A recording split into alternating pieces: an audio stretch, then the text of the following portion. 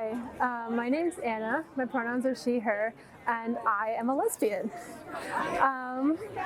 The first time that I had an inkling that maybe I was not as straight as I thought I was when I was 14. Yeah, 14. I was 14 and I was doing a annual summer service trip with my church. And in this group of like teens, preteens, whatever, like 11 to 18-year-olds, was this one girl who I had known basically my entire life. And it was on this trip that all of a sudden, just completely out of the blue, I was going like, oh my God, this girl is gorgeous. Like, what the heck is going on? I've never felt this way about a girl or even really anyone. I will always say that week was the most confusing week of my life. I am not joking, because I just spent the entire week being a hopeless, crushing mess on this girl. It look in retrospect, it's kind of hilarious, but yeah. So after that, I was like, do I like girls? And spoiler alert, I did. I spent the next year thinking about that, and the funny thing is that it took me longer to figure out whether I was gay or bi than whether I was queer or straight. Like, it took me longer to figure out if I even liked guys at all than if I liked girls, which is pretty funny. So yeah, eventually I came to the conclusion that I like women and not men. Yay.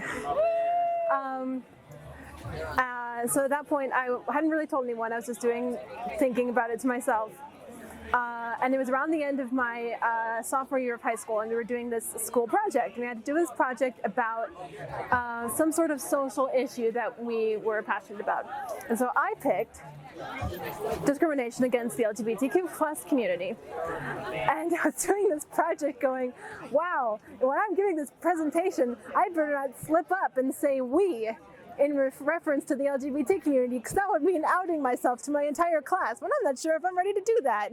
So I did the project. I didn't out myself to my entire class, but while I was doing this project, I interviewed someone from my church who was a very close family friend at the time, who was queer in a same-sex marriage to another woman. And she and I were very close, and so I interviewed her for my project. And we recorded it. I set up the whole interview. We asked the questions. She answered the questions, blah, blah, blah. And then I turned off the recording, and I knew I wanted to say this off the record, because this was a new completely thing for me. I was thinking and really, really nervous. But I told her, hey, the reason I'm kind of doing this project is because I think I'm gay. And she was so happy, and she gave me a big hug, and she started crying, and I was so sweet, and I started crying.